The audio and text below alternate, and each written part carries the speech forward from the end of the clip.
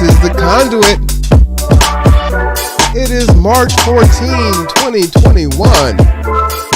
Welcome back, everyone. We've got a great show for you today. We're not going to be here very long, but today is hashtag G2 Stimulus 2021. We are awarding another person an award. Today, our award winner is Zariah Houston, and we will have her on here shortly. But first, I got to get our board members in. So I'm going to go ahead and start letting folks into our waiting room now. As I do that, for those of you that have been following us, we have an initiative this year in 2021, and our intent is to give away at least $25,000 to the Black community in various forms. As you know, our mission is self-sufficiency for all Kitsap County residents, and this is one of the ways that we do our work. And so we have already awarded, I think we're over $10,000 already this year, or the end of last year and the beginning of this year. Our first award winner was Kendra Witten, and we bought them beds for her and her two boys. So we spent about $3,000 on that. Then our next award winner, and I'm going to be really bad with all the names, we helped purchase the sale of an RV for a person. We have provided laptops because we know that during this time we have seen quite a few issues as far as in regards to just the vaccine and how that goes. Hey, we've got some feedback on the mic as board members come in. Please mute yourself. You cannot be on speakerphone. An RV for a person. We have provided laptops. All right, so that is you, Raymond. Please take yourself off of speakerphone because we're getting that feedback there. All right, and so we know that the kids that are in school, they have Chromebooks, and that's nice that they do have access to those Chromebooks, but they're not the greatest thing, right? And so folks will say something is better than nothing, but we also know that in our communities, especially Black communities, lower income communities, that may be the only computer in the household. And so then it becomes very difficult to do anything else and stay connected to the outside world. And also as such, the Chromebooks are meant and designed for schoolwork, right? Schoolwork only. So doing other things is not supposed to be what they're used for. And so having a computer in the house, having computer access is very empowering. We also have seen across the country as our elderly try to get the vaccine, and they struggle through not even having a computer, or even if they do, trying to navigate, trying to get the vaccine, right? Or unemployment, or access to utility assistance, or searching for jobs, or scholarships, as I talked about last week. So there's so many reasons on why we need these resources, and the lack of those resources just make things ever more difficult for folks as they work through living in the world. And so for us, one of the 4 or 5 things that we do as kind of our core tenets is computer literacy. So that's very important to me and the rest of the organization. And so computers is one great way that we can do that. And so we are giving away, they are Dell laptops that are i5 processors. I believe they have 8 gigs of RAM. We have preloaded them with Windows 10 and the Microsoft Office suite. So they have Microsoft Word, Excel, PowerPoint, all the things that a high school student could need, or a college student, or an adult for that matter. So that's what we have going on. So let me go ahead and welcome our board in. Okay. All right. So board, go ahead and unmute yourself. Come on in. All right. I hear Raymond. How you doing there, Raymond? How's life treating you, sir? I'm doing pretty good. Robert, how you doing? I'm doing good, Oh, and Stephanie's here also. all right. You guys want to sit in camera so we can see the both of you? And then Shaylin, Hello, hello. how are you doing, Miss Shaylin? I'm doing great. How are you all doing? Doing fantastic. So before we allow our guest in, I do want to, I'm going to ask you a question on the spot, and this will give me an opportunity to get these cameras set up, because right now all I see is Raymond on both screens. So I need to adjust that. So anyone can jump in there. Just talk about why computer literacy is so important. Anyone can kind of answer that question there. Rob, you want to go? Sure.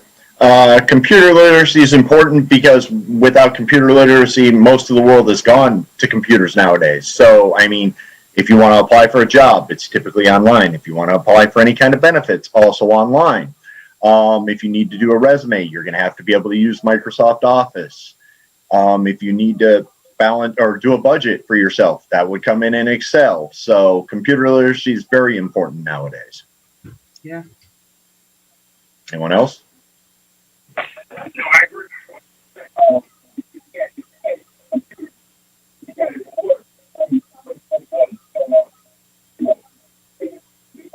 Rob, check your phone. Yep. Oh, Raymond, we can't hear you. We couldn't hear anything you said, Raymond. Shaylin, you want to jump in while Raymond is fixing his mic? Well, I don't know if everyone knows, but I teach computer literacy through adult basic education at Seattle Goodwill. And computer and technology has slowly, gradually, right, over the past 20 to 30 years, just kind of taken over, right? And so a lot of us grew up in the inception of computers, right? We were doing some computer programming. I remember in like the 7th and 8th grade where you were able to run your name across the screen through some basic, programming, right? And so we kind of grew up in it. We knew that it was coming down the pipeline. Remember, we were the kids that kind of grew up with VCRs and microwaves. And so we were a part of that tech, The Oregon Trail. We just kind of it was thrown on us. It was like, hey, these are the new things. These are the new gadgets. So, get to learning these things. And that's kind of how I was introduced to technology too. But then you think about our 90s babies, right? And definitely the 2000 babies, they know nothing other than having the actual computers and technology. And so technology is just giving you access to the world. Everything that is done in the world can be done online. I've actually seen a robot in another country by a doctor in another country doing a surgery. Of course, there were people and technicians there. If you're interviewing, you're doing it virtually on a computer, on some sort of virtual platform. Just being able to utilize Google and cars nowadays have so much technology in them that we cannot not have access to basic technology. There's cars that are driving around now that they have their own Wi-Fi. Chevy started those off a few years ago. And so if cars have Wi-Fi and there's a need just to connect and to be able to access information and so much information, I believe that is, the main reason why more people are starting to access learning. Mm-hmm. And I also teach a computer and mobile basics that helps you connect, what you can actually do on an actual computer and a laptop versus on a tablet and a cell phone, and what those two platforms might look like and how you might interact with those same sites and whatnot. So I believe that technology is the way of the world. It's not something that you can kind of wait on. Either you're going to grasp onto it or it's going to grasp onto you. So that's what I feel about technology. And it's one of those things where you have to have what you need in order to do what you need to do. So anytime your cameras and your microphones or any of these things aren't working right, or you don't have the right tools, it interrupts the learning process and it interrupts the access. And so good quality access to technology is always something that is greatly needed, no matter whom you are. That is facts. That is facts. That is facts. All right. So, Raymond, go ahead and unmute yourself again. Let's try this again. Go ahead and answer the question. And before I have you answer it, I may have to excuse myself from time to time. So I'm going to type the questions for our guest in the chat. So if I do step away for a second, someone can ask those questions. So this will go smoothly. So you guys can find the questions there. But go ahead there, Brother Raymond. Go ahead and unmute yourself there. Can you hear me? Yes, we can hear you. Awesome. All right, go ahead, sir. So answer the question for us. What does computer literacy mean to you? Why is that important? Computer literacy is important because it's 2021. If you can't get on the computer and know how to navigate your way through emails, applications, you're pretty much dead in the water. So, to be a little bit diverse inside computer literacy is probably a must right now for all residents. That's why it's important to chip out to me. Like, you can't get anywhere unless going on the website or going on a computer to get into anything right now. Especially around at this time, it's COVID-19. Nobody's opening the doors. So you got to be able to navigate through the computers and phones. Facts. Would you mind, because we know that you kind of struggle with computers yourself. Will you talk about that struggle? Because I think it's important for people to know. They have some misnomers about. It's kind of like folks that have a car, right? They jump in and they don't realize quite the hardship that it might be, or what's the investment of time that it takes for someone to get ready for a bus, to plan for a bus, to get on the bus, and to be on the bus's time and not on your own time. So can you just kind of talk about your experiences and struggles with computer literacy? Oh, yeah, the struggle was real. It was like a fish out of water for me. And I'm 53 years old. I never had to use a computer. Can you guys hear me? Yeah, absolutely. Okay. Yeah, so at 53, I never had to use a computer. So everything was notepads and pencils. During the time when the iPhones and the cell phones started getting more sophisticated, you started learning a little bit of navigating through the internet and going and being on emails. But when you get on a computer, it's a different beast, man. You have to know how to navigate through that, man. And it's very difficult for me. It's kind of hard for me to sit down and let the computer do the job. Sometimes it has to bluff. Sometimes you lose internet. There's certain things that you just can't do nothing but sit and wait. And if you don't have a person that can navigate you through that process, it could be very difficult, because I've been there. I know, by the grace of God, I have individuals around me that was trying to help me to get through with my computer skills. So, yeah, it's tough, especially if you don't have nobody. If you're not going to school, there's nobody out there. Nowadays, most of my generation doesn't know how to use the computer. So the kids are growing up. If they're not getting information from school, they say they're a dropout, they say they're homeless. To get that information, you have to actually sit down with somebody who actually knows what they're doing, because a lot of people are still lost their computers. Yeah, absolutely. Yeah, I think that's critical, and it's so.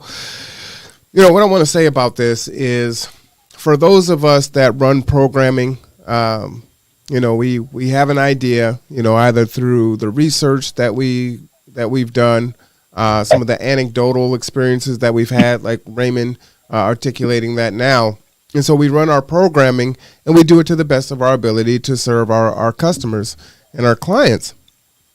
But it's really important that we actually talk to the actual clients and see and hear what their perspective is, right? So that we can better serve them. So just like in a restaurant, how is your food? How does it taste? Sometimes they actually don't mean that because they're not going to make it right. But, oftentimes a good restaurant will try to make it right. If it's not right, say, oh, yeah, what was this and that? Oh, well, let us fix that for you. And if you're not in a hurry, then you can fix it, or the next one they'll give you a free dessert or do something to compensate that. So, what they're trying to do is provide a better experience for you as the customer engaging in their business. And that's kind of the same thing when we're doing the same thing. Cynthia says it's a static and I can barely hear. Cynthia, was it Raymond that was staticky, or am I coming in staticky also? And shout out to Angelia that's in watching us today. Angelia, please make sure that you subscribe to our YouTube channel. And I always thank you for your steadfast support. So it's definitely good to see you. And then we'll just wait to see what Cynthia has to say, and then we'll go forward. We want to make sure that we're coming in loud and clear, and then we will go ahead and let our awardee in today. All right, Angelia, are we coming in clear? Can you hear us clearly? Or was that just Raymond's microphone there?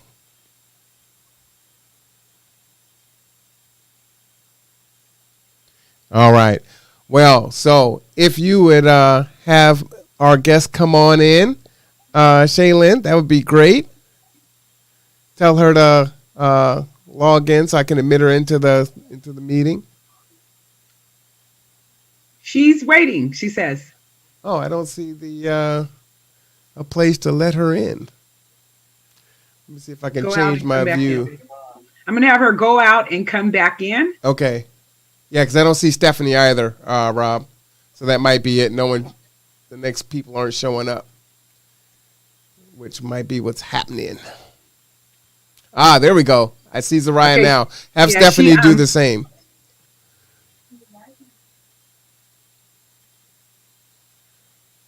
All right. All right.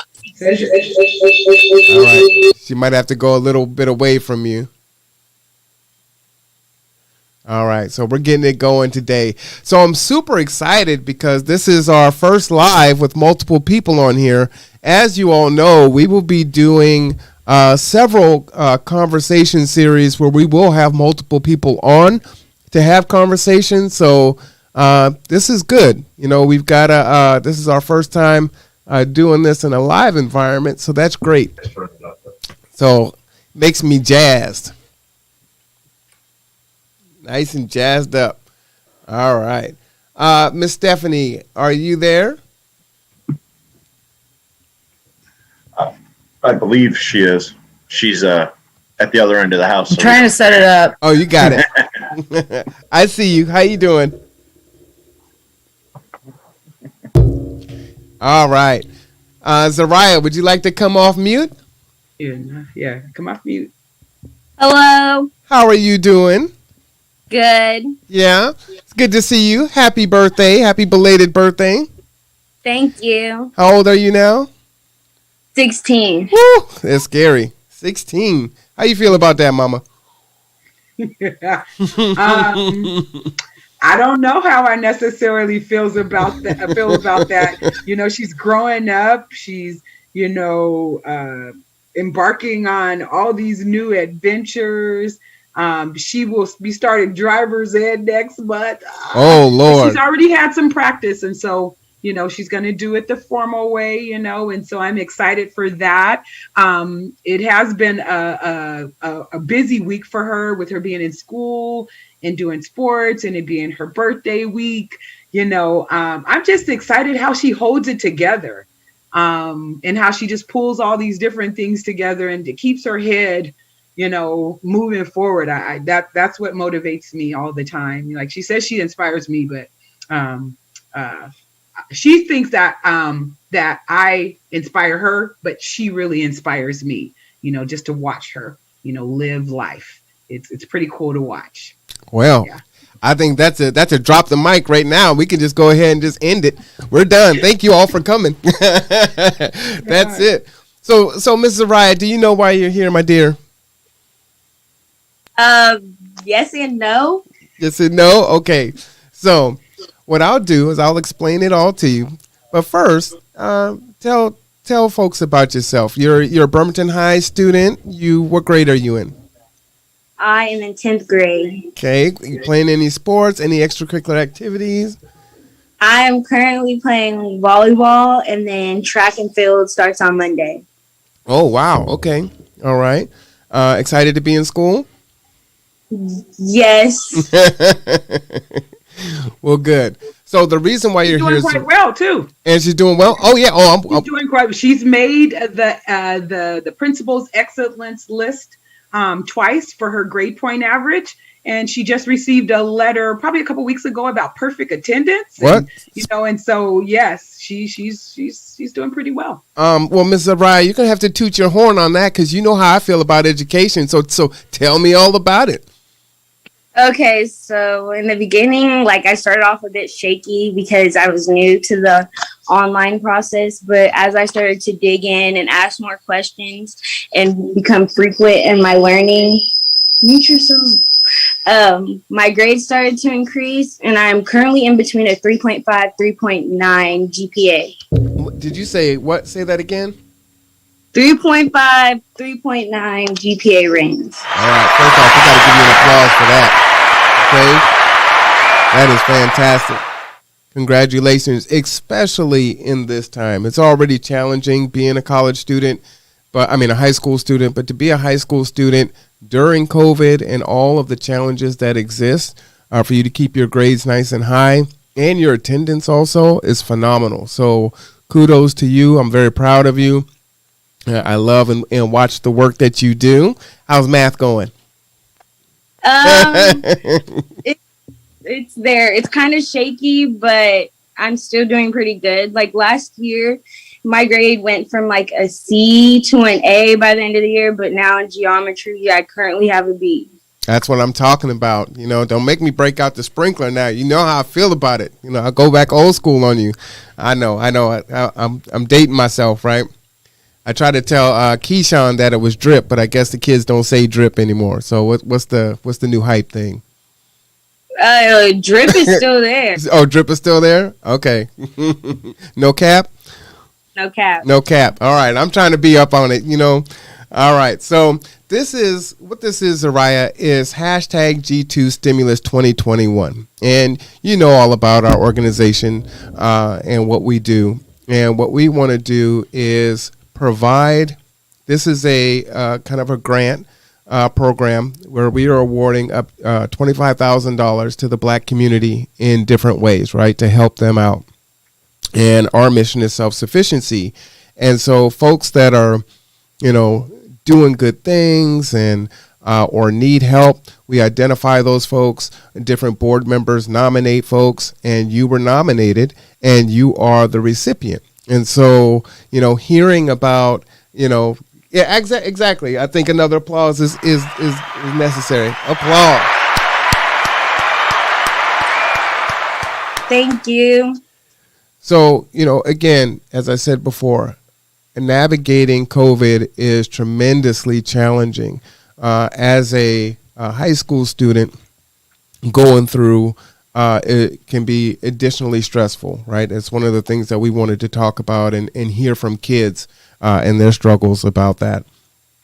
And so we're going to hear from you right now, and then we'll talk about the award and kind of go from there. So you are our next winner. So congratulations. Thank you.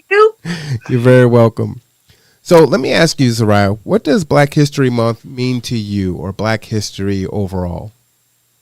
Black history is like a time where I get to celebrate not only the positive things, but the growth and how far we have came from so long ago, and to only share these experiences that I have and to show how important my heritage and others around me, how important it is to me.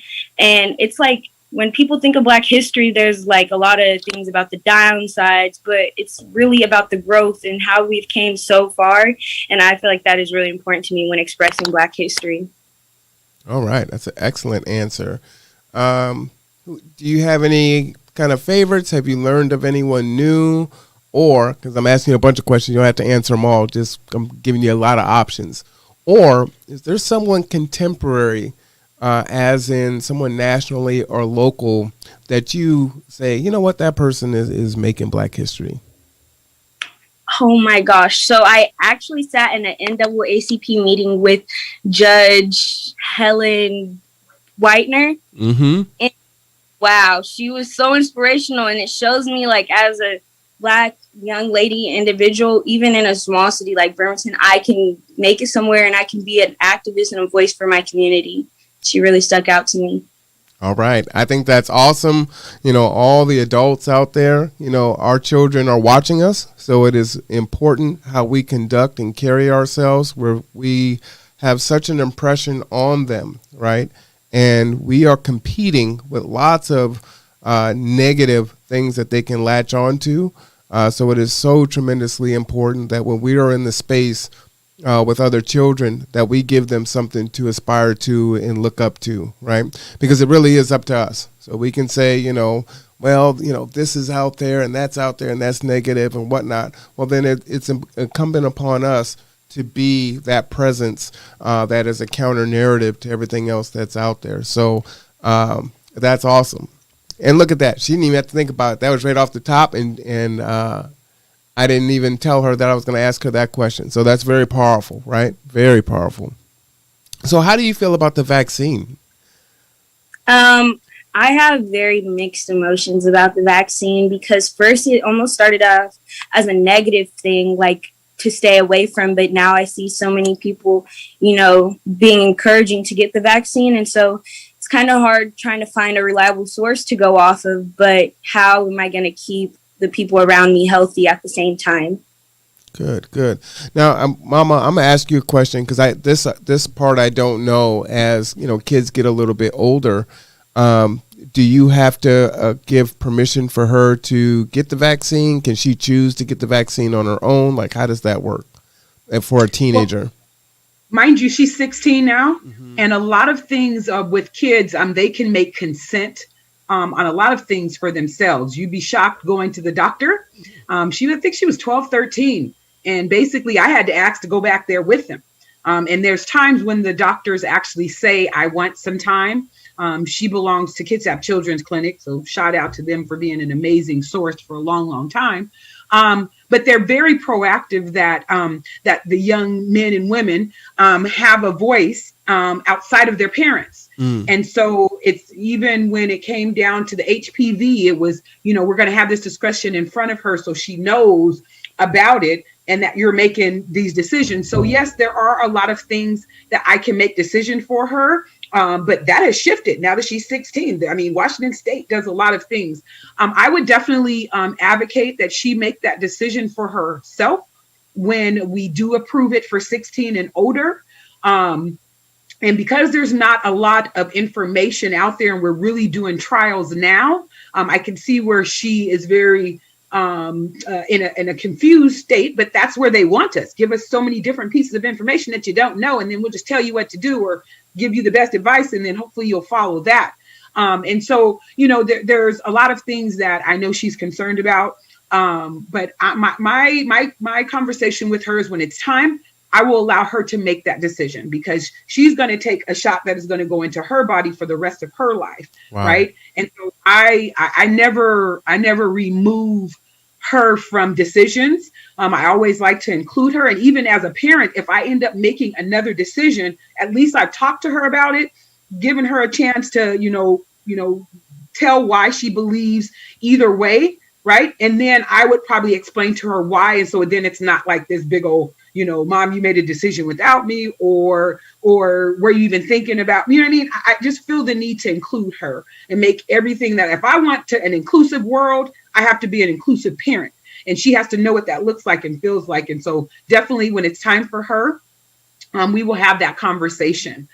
We talked about the HPV, and I spoke to a lot of people, and I just chose not to at that time, but I had that choice. Right. At this time, it might be her choice. You know what I'm saying? And so thank you for asking me that from a parent's point of view, because that's going to be on each household, on how they dictate what those immunizations look like. Mind you, immunizations, that's, that's that thing. And a lot of parents have a lot of rights, but then again, when do the actual child's rights kick in to take a little bit of,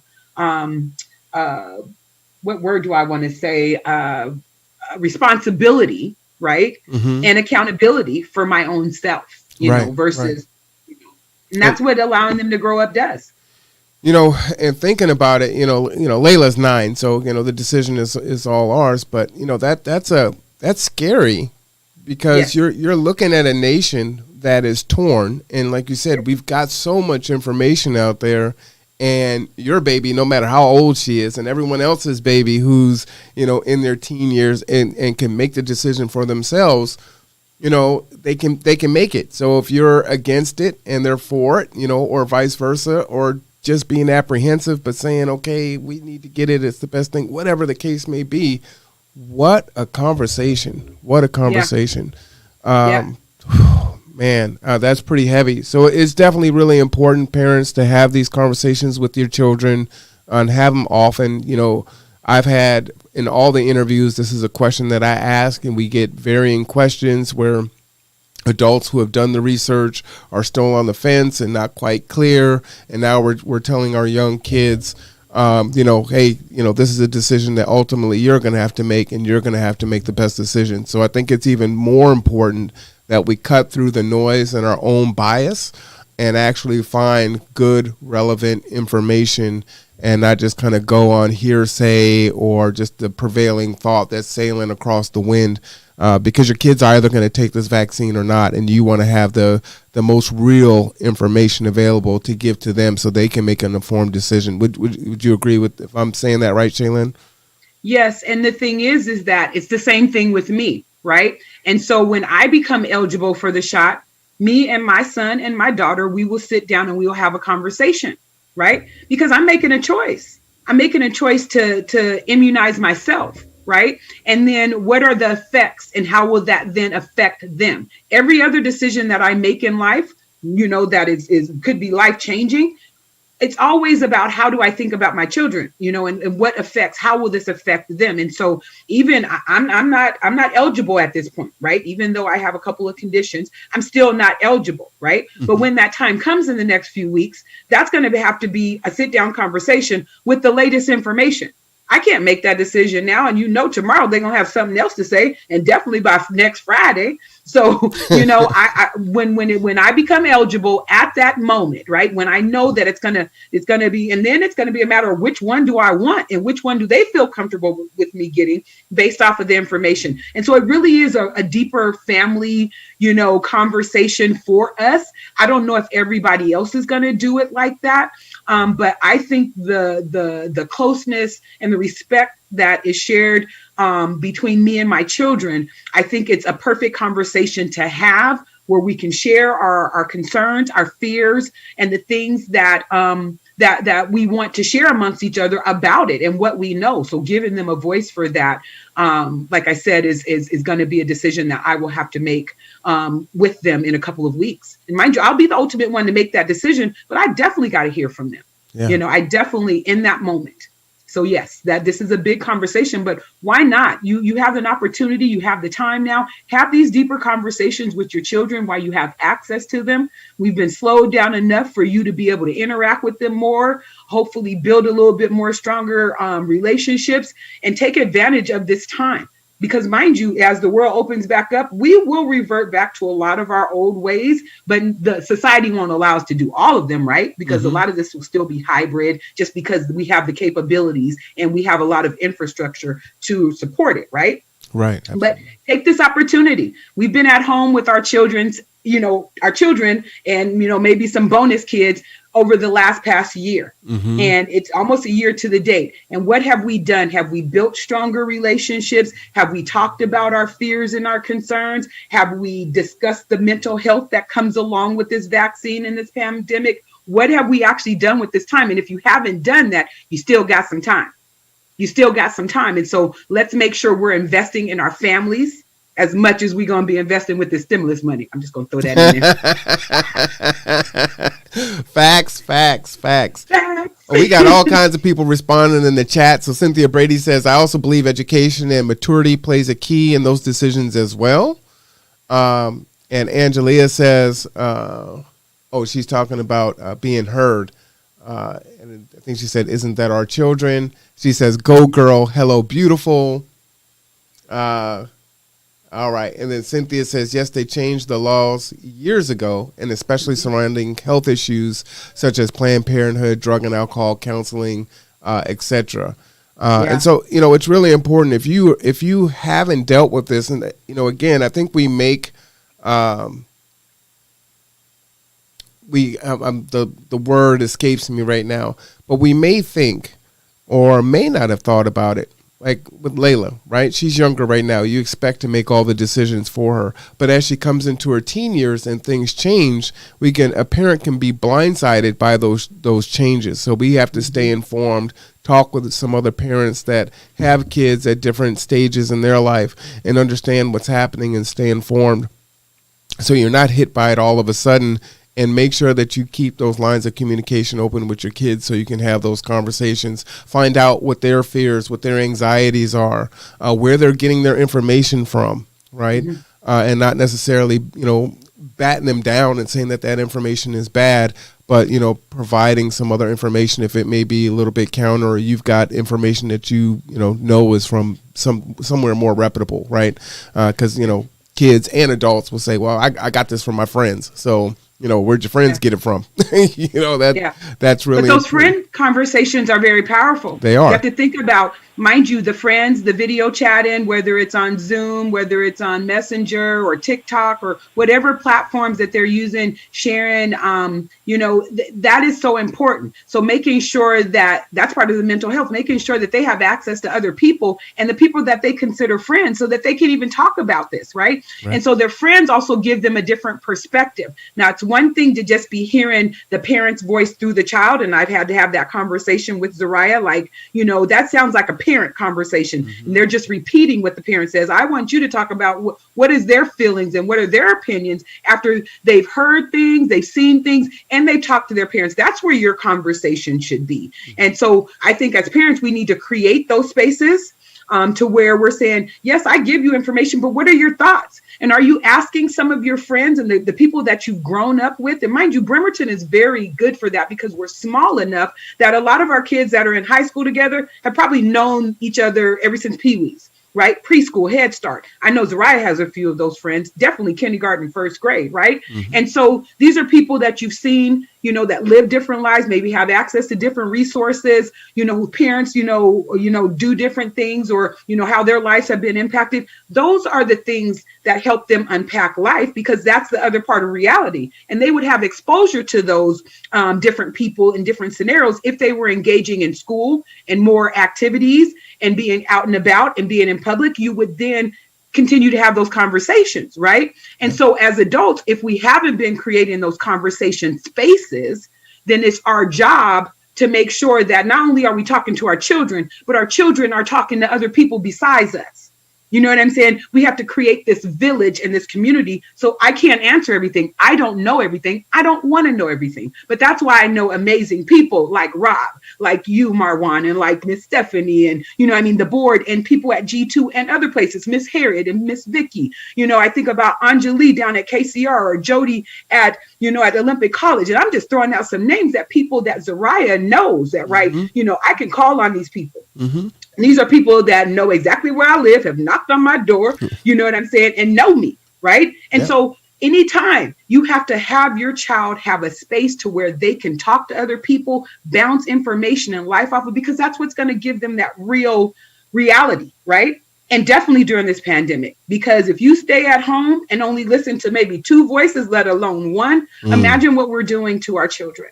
Imagine all of the learned experiences that they're missing. You know what I mean? And these are all the built life experiences prepare us for life, and decisions that we're going to make down the road. And so, a lot of things have not happened for our children mentally and or socially. And I'm talking about more of the growth because they've been stalemated because they've been at home. You know what I mean? And all the activities. So it is our job to make sure that we're engaging our children, but we're also making sure that they have platforms to engage with other adults and other children too as well. I think that's healthy. Yeah, no, thank you. Thank you for that, Shaylin. Rob or Stephanie, do you guys want to weigh in on your son is getting ready to be 21, so he obviously can make the decision on his own, but have you had any conversations with him on, the vaccine and just his thoughts? Yeah. We actually have talked with Brandon and Shaylin. I remember what it was like changing over from where Brandon had to start making his own decisions at the doctor and stuff. That was really bizarre. I mean, now we've got years at that now. Um, and his views on the vaccine are really really close in line with mine and Stephanie's. I mean, he really wants to see what the side effects are and what the other things that could happen with it before he's ready to sign up and say, hey, give me a shot right now. Okay. So and we've had a couple discussions about it. I mean, those are things that we talk about all the time. We've talked about the way of the world and about how this pandemic has changed things, and having to do things from home and being more isolated and things like that. And again, Shaylin, you're absolutely right about the life experiences, the things that help them cope with the world that's outside. Well, it's really hard to teach him some of the things that he would get outside the house being locked down like that. Mm-hmm. Yeah, so, for sure. Thank you for that. Cynthia is in the chat. She says, yes, they do need those spaces to be able to open up and talk and to hear others' perspectives in all of this. She also says, yes, it is a blessing to have other stimulating conversations, knowledge and wisdom from other perspectives. Absolutely true. Zariah, you want to come back on and I'll ask you another question. Yep. All right, so let's switch over to a fun one. How do you define friendship? You're 16, you got friends. What makes a good friend? How are you a good friend to other people? How do you define friendship, Zariah? This is a hard question, I feel like, but maybe I'd say like a trustworthy, honest relationship that you can have with somebody to grow with them and share life experiences with. Okay, so how do you get that? I feel like a friendship is really built on trust and being able to connect with somebody and maybe finding similarities and differences, because the differences are what really can bring us together. Okay, I like that. Very, very mature of you, Miss Z. I like it. So how are you a good friend to others? What would they say about you? Like, man, Zariah, that's my ace boom coon. She's down like 4 flat tires. Yeah. Everybody says I'm genuinely kind, which I love doing others and putting others before myself. I feel like I get that from my mom. Sometimes it can be in a bad way, but most of the time it's in a positive way. I'm someone that somebody can already always come to if they need anything, vent to, talk about things, gossip sometimes. No, but just be there for people, because sometimes people can't talk to their parents about things that they'd want to say to them, but having that friend that they know, or even talk to my mom about certain situations, just being that open door for people, Mm-hmm. Absolutely. Oh, I love that. All right. So, tell me this. What is something that people might not know about you? Some kind of interest or some unique? People see me as this open, happy, jittery person, but sometimes I'm really awkward and I find myself in situations third person situations. I'm like, oh my gosh, this is so embarrassing. And then another thing is I love playing video games. A lot of people don't know that about me.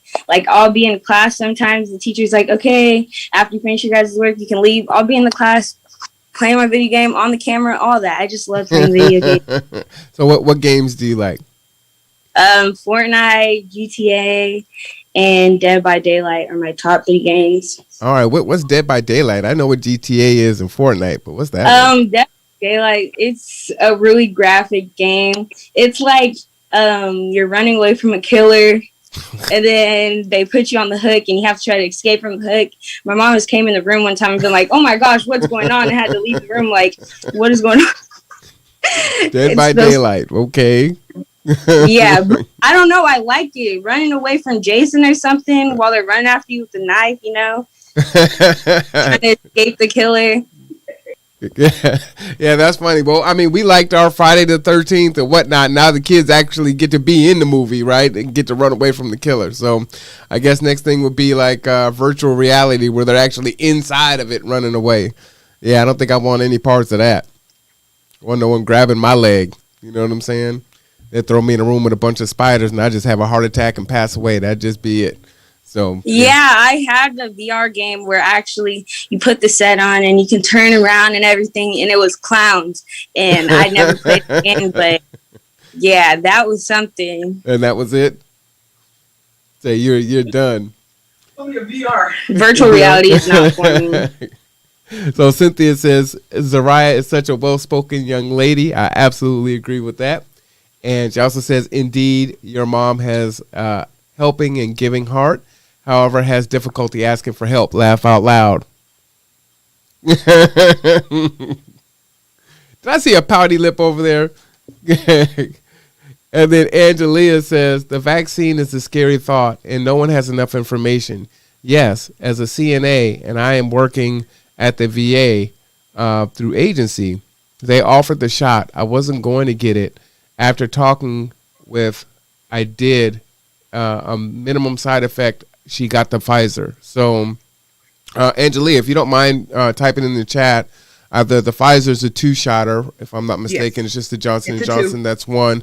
Did you have any ill effects from the second shot? Because I think that's where most people kind of feel like they get a little sick or something like that. If you wouldn't mind typing that in the chat, Angelia, that's good because that's just information that kind of gets out in the public from someone who's actually taken the vaccine and not just hearsay. Well, I heard this happen and I heard that happen. So, you know, this is actual facts. So, as we were talking about, Zariah, this is hashtag G2 Stimulus 2021. And I would like to know, how would this computer help you and or your family? So we have like our school and our work computers, but you also don't want to do everything you do on your work computer or school computer that you want to do to maybe find different resources or open out into the world a little bit more. Mm-hmm. And a lot of that stuff is possibly blocked. For me, I have my Chromebook, but it doesn't allow me access to a lot of the things and maybe the learning styles that I connect with. For example, we were doing a Black History Month assembly, and one of the teachers actually was like, hey, can you watch this video and tell me how you feel about it? Now I clicked on the video, and the video is blocked by Bremerton School District. Oh, and wow. So there's a lot of barriers, and having a different source to use would definitely help us out a lot. Absolutely. And I think that everyone isn't aware of that. You know, they just assume that there's a child in the house. That means that there's a computer in the house, and so that means that you have access. But there are a lot of things that are locked down behind firewalls and safeties that you can engage with. And as I said before you came in, you know, oftentimes in a lot of our households, that may be the only computer that's in the house, right? And so, you know, the adult can't use that to look for resources or do other things while the child is in school. And then even if that was the case, it is locked down and it really is only designed for schoolwork, right, to be used as it was given out for. So excellent. Yeah, and imagine this, Marwan, yes. And we didn't talk about this. So Zariah has gotten 2 letters of excellence. So she has been writing on this excellence level for a while, right? Mm-hmm. And we failed to add in a big identifier. She is taking some AP classes currently and earning college credits. So the in-depth learning that she has to do, and there's a lot of things that she just can't do on that Chromebook. I mean, that was just one project, right? Where she could just talk about like, okay, send me this link to this video, and it's about Black history. And she ended up doing a video that was on the actual, her and another young man got showcased for Bremerton School District. I might need to share that with you all. But you know, imagine she's doing these AP classes and she's trying to dig deeper because she wants to excel. And I have to turn her down. Mind you, I have to stop her from studying. I have to stop her and make her, you know, do things with her friends or come out of her room because she has a very hard work ethic when it comes to school. And And this is her investing in her future. And so, you know, you have to allow them to kind of wane back and forth, engage themselves. But then, you know, as a parent, when you need to step in there and say, hey, come out the room. No, you don't need to do that. Okay, this assignment's about to be late. Okay, I'll email your teacher and say it's going to be late, especially when you've been riding A's all this time, right? Mm-hmm. And you have all this life and extra things that you're doing. So when a teacher can give you a link and it does not work for your whole computer system, right? There's no way you can access it other than going to another device. Right. How many situations and how many times does this happen with another family that it may not be about Black history? Maybe it's about something about their major coursework or accessing a resource like Rob was just talking about. You got to know how you got to have access to be able to access resources, because that's where all your appointments, you know, a lot of times you're not even going into appointments. It's something virtual like this or a phone conversation. So even though those Chromebooks are in every Bremerton school district household that wants one, and also with the hotspots, they're there. There is still difficulties. So the hotspot sometimes doesn't work, and she has a problem connecting the hotspot that they've given her to the Chromebook. Oh, wow. Okay. So it won't stay connected, you know, and so I have to call in. We think it's more of the Chromebook, but still it's one of those difficulties that now we have to be part-time IT to try to figure it out versus just trying to navigate through some of the other things. And so this computer will be a great benefit for education wise, and for her to be able to explore. Like she said, she has, you know, different learning styles that she likes to click in on at different times. And so she should be able to use whatever learning source that she wants, whether it's a video, whether it's, you know, jumping in and seeing a website, or whatnot. And of course she understands, you know, viruses and not going to certain places, but to actually have a Black History Month video link that doesn't work for your school district and your teacher gave it to you, right? You know what I mean? That just doesn't. And so that as an educator myself, I can only imagine what else is happening in other homes and how people are trying to do their work and connect to their work and connect to their learning styles. Like she brought up, and I was like, oh, I forgot I'm an educator and my baby be hearing me talking. And so she definitely is aware of her learning style and how it affects how she takes in information, you know? And so if she's aware of that and wants to do that, and has to, you know, navigate around the system that's already in place, what are other families doing? So this is going to be a great benefit. Plus now she won't be locked out of other things that how she just wanted to explore. And it could be her exploring, you know, something for her personal. It could be something educational. It could be career-wise. It could be family-wise. Now she won't be limited to this Chromebook or my work laptop, right? Yeah. And so this is a big, huge gift to my household and to my daughter, who really is really invested in her education. And this is just going to make it so much more easier for her to do the things that she wants to do. So I thank G2 for awarding her with this wonderful gift. And the moment she has her hands on it, you know, she's going to be right up in there. I've already told her that she'll get this gift tomorrow. We just didn't go down and pick it up right to the office, and ain't no need to do that on a Sunday. You know what I'm saying? So I just really appreciate G2 finding another way to support our community, because it's all about self-sufficiency. And we're just finding a whole nother way to embrace that and gift and bless the community in something that other people aren't doing. So we're finding a need again and filling that blank. And it feels good to be a part of something so awesome and amazing. Yes, it really does. Thank you. Well, thank you for that. And it's we can say from an agency perspective why we believe that this is important, right? But it's really important to hear from the people that are receiving it, why it's important to them and what the impact is. And a few things that you said that I just wanted to comment on is, one, both of us teach computer literacy, right? Computer courses in various formats, right? Pretty broadly. And in that, we know that as people learn, if they are learning on devices that are breaking down or having issues, or they can't work right, or you got to do it this way this time, or it's causing them to learn the wrong way. Then they've got to unlearn. It's frustrating, right? And they just want the information and want to be taught to become literate and navigate the computer, use the skills, troubleshoot it. But if they're fighting all these things, like, how long did it take for her to realize, okay, the school has blocked out that website, right? And then what do I do? What's my workaround? So now I've spent 30 minutes, 40 minutes doing that. My brain is just wasting energy on something that I shouldn't have to waste it on, right? That should be going toward what I'm trying to apply my thought process to. So, that part is lost a lot of times. And the other thing that I wanted to say too is there are a lot of places that provide resources, and it's very easy to say, well, you know what, they got something, it's better than nothing. And you know what, that we've got to get out of that, mindset of, well, I mean, they didn't have anything before, so at least they got that. You can go and park your car outside of Walmart or McDonald's and use the free Wi-Fi and things of that nature. And it's like, well, you're already fighting from behind, so just giving scraps, and thinking that you've made things better, it does not do that. So we need to make, folks whole. And this is one of those ways in which we can do that.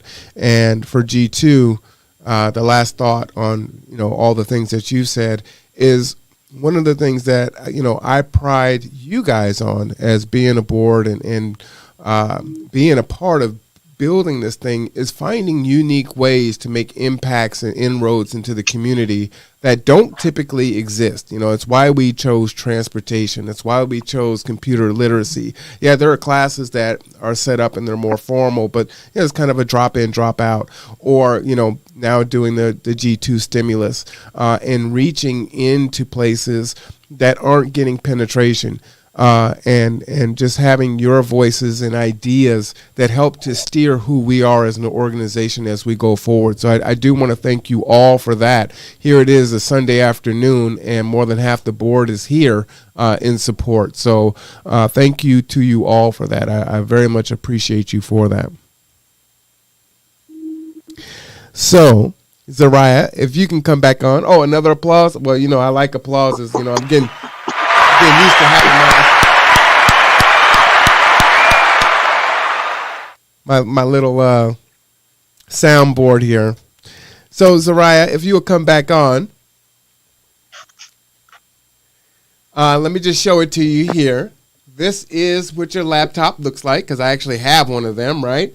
And so that's another thing, too. When we do our food program, we don't feed food insecure folks any food that I wouldn't eat or give to my daughter. So that's really important, right? This computer, this laptop is the computer that's in my house that I use. So I want to be clear on that.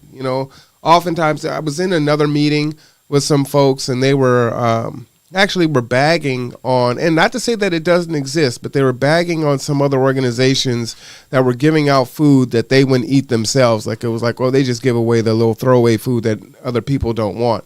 And it's like, no, we don't operate that way. So, this literally is my computer. But this is a Dell laptop. It has 2.7 gigahertz. It's 8 gigs of RAM, 64-bit operating system. And this has been working great for me. And you know that I am a first adopter of technology. So I have quite a few things. So we wanted to make sure that it was going to be sufficient for students' needs, right? So I can actually do my podcasting on this laptop. So, again, for those that have received it, they should be able to do what it is that they need to do. We have given 2 of these laptops to the Up From Slavery organization, and we've awarded some other ones out to the community. So reading in the chat here, Cynthia says, independent woman Shaylin. Angelia White says, yes. And Cynthia says, Shaylin, exactly.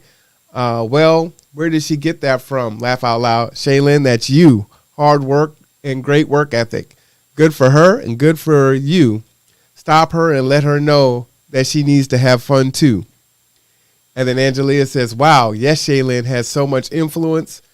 Cynthia says, oh, yes, my grandchildren have had issues with those systems. Angelia says, most people need that. And then Cynthia says, indeed, Marwan Cameron. I don't know what that is in regards to indeed. But I must have said something good. And then Angelia says, yes, 2 shot and yes. Oh, yeah, she had 2 shots and I had a second I had a doctor visit, and she informed me that there are more side effects on the second, and the only thing I had was a sore in the arm that I had the shot in. So thank you for that information, Angelia. Like I said, we want to cut through the myth and the hearsay and actually hear from people that have actually gotten the vaccine and kind of have that data for ourselves in real time.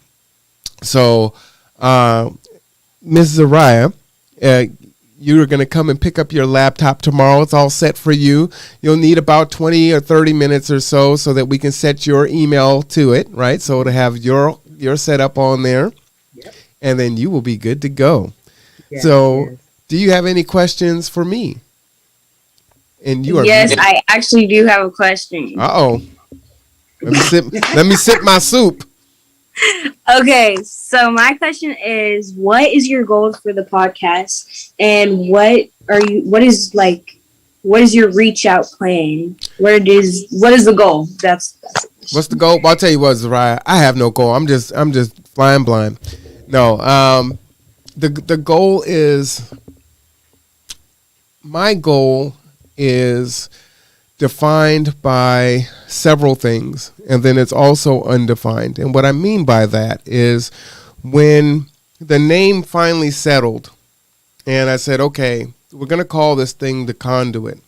And the reason why I came up with the Conduit was, again, from a goal of what the objective or what the outcomes are that I'm looking for is to provide a voice to people like yourself, right? So a teenager in the world navigating a global pandemic, and what your thoughts are, because your thoughts are important. You're our leaders of tomorrow, right? We need to get your input. Your voice needs to be heard. So many adults feel so disenfranchised, and so we have to change that for you, right? And then again, there are a lot of adults that feel disenfranchised. There's a lot of powerful voices out there, folks that have opinions, that want to share of themselves, and they don't have an outlet for it, right? Another reason for the Conduit, and so the Conduit is two-way, right? This isn't a one-way flow of information. This isn't just Marwan coming on and talking at people for however long about whatever. It is getting feedback from other folks. And I actually learn from every interview that I've had. I've learned.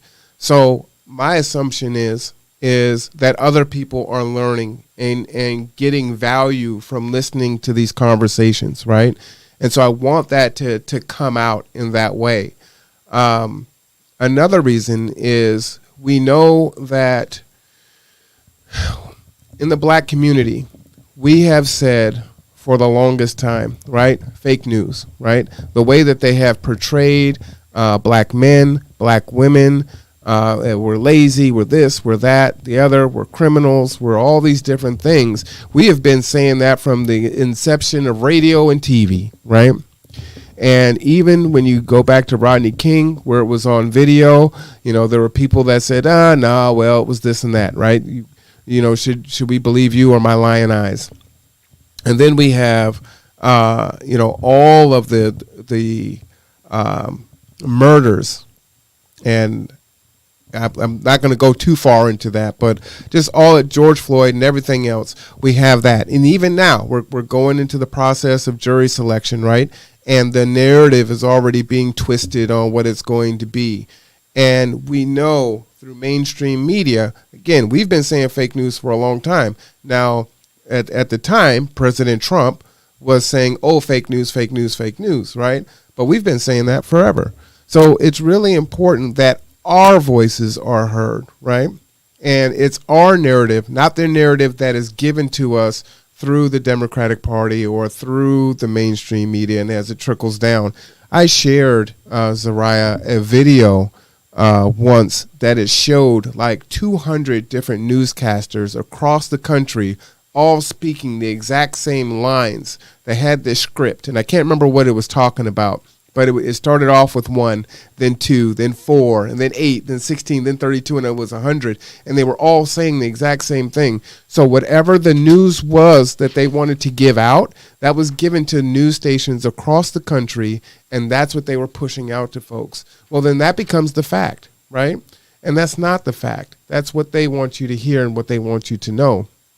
And so in this, I want this to be a place of empowerment for people to get information, to share their opinions, their anxieties, their fears, their thoughts, their love, their joy, the good news. We want to advocate, black businesses in the area and people collaborating and folks that want to come in and do the work, that have ideas. That's really what the Conduit is. And then also where I say that I don't know what it is I don't know what it could be, right? God will use this platform in a way into his will. And so I kind of let that go and go on faith and say, well, Lord, I'm doing this. So this is what you want me to do. I believe that I'm being obedient and I'm trying to follow what I think is good and will add value into the world. And so then my thought is, as long as I'm doing it from a pure heart, then it will be used in different ways. So I don't know what's going to come of it in that space. I just need to be here, be present, and open the airways up and the video ways for people to come on and share however that's going to be. So that is the long answer to what the Conduit is about. So it's about those things and things that I don't know yet.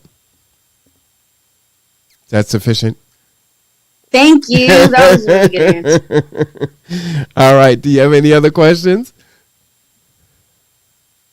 No, I don't have any other questions. All right. Well, I have think. a suggestion. Okay, go ahead. I have a suggestion that we use this platform, and I spoke to you about this already, and I think Marwan too, that maybe we get a group of young people, right? Mm-hmm. And we bring them into a conversation in a platform like this. We see we can hold like 5-6 people, right? And actually, we bought the program, so we could hold like 200, I think.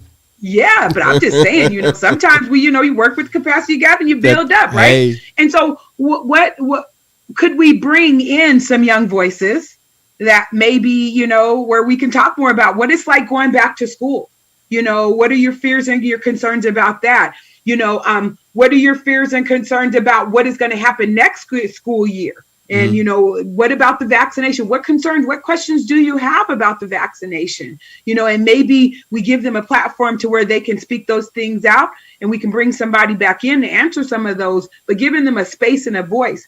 I know this platform I've seen so many different people on here, and I know you've been talking about, we got to get our young voices in here, and so I was thinking, like right along with the conversation I was having, it's like, this could be a spot for that. Mm-hmm. This could be a major, spot to where we could have some conversation with our youth about the things that are going on. And as all these changes continue to happen, giving them a space to have voice. And they might not always want to come on. It may be them speaking through other people, but giving them a voice, right? Yeah. Because mind you, I can take somebody else's words and amplify them where I'm at, mm-hmm. right? So if I have access to a space that you do not, and we were talking about this earlier, mm-hmm. it's okay for you to give me that messaging. And then I make sure that conversation or that is said in a certain space, because that's what we do.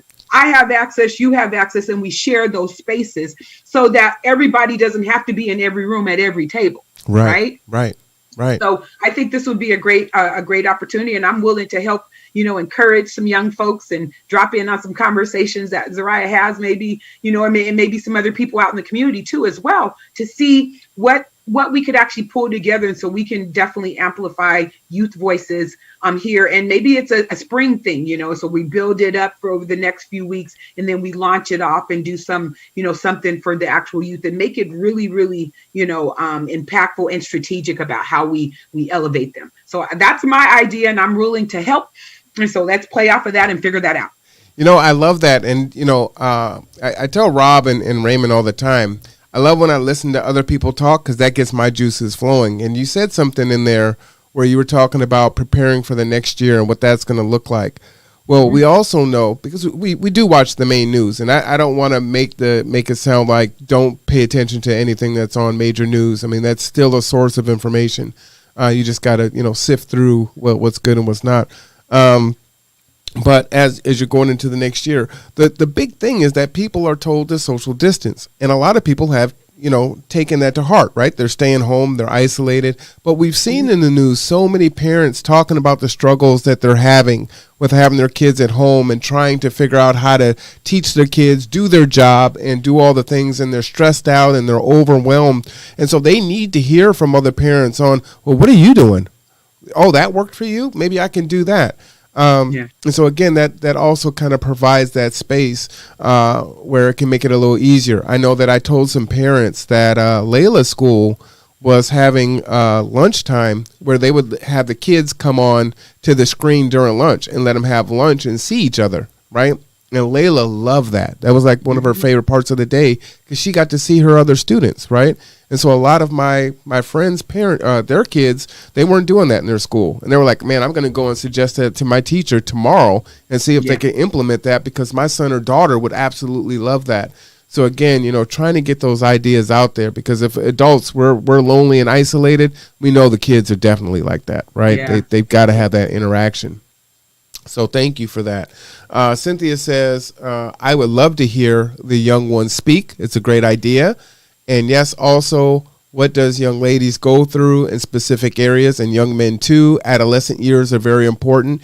Yeah, absolutely. I would love to do that. Cynthia, if you know of folks, Angelia, everyone who is hearing this, please tell them to either get in touch with you and then by proxy, you can get in touch with me or they can come straight to me. But we do want to do that. Let's provide that space and hear from our children. I think that's tremendously important.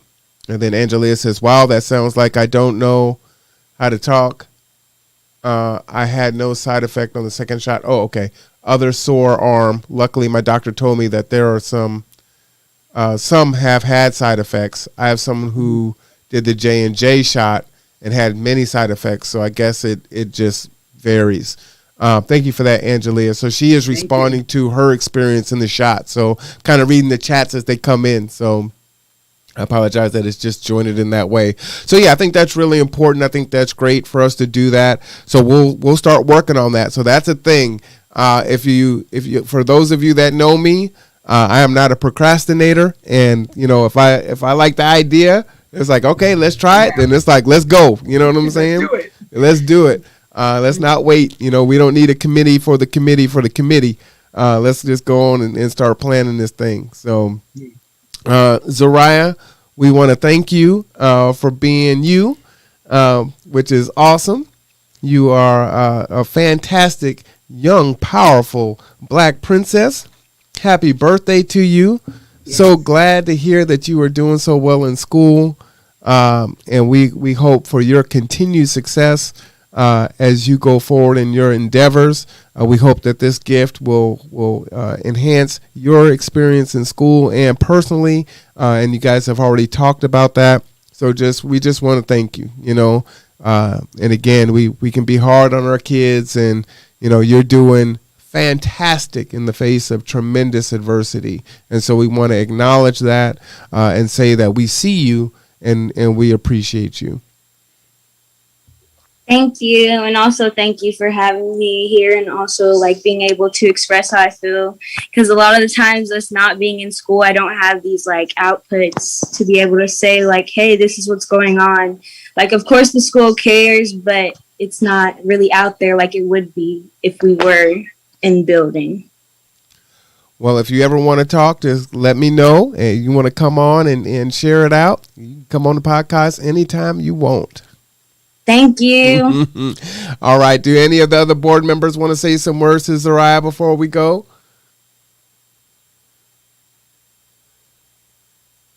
Unmute yourself there. Oh, there you go, Raymond. Young lady, so first and foremost, congratulations. Keep doing what you're doing. You're on the right path. And we are proud of you. You have a strong mother. And with that being said, G2. Nice. Congratulations and thank you for sharing with us and keep up the amazing work. Thank you, guys. Thank you, Stephanie. All right. Well, if that is everything, that is our episode for today's podcast. I am your host, Marwan Cameron. This is the Conduit. I see you smiling there, Shaylin. But this is how this goes, right? And then I get to use my sultry voice. Show you right.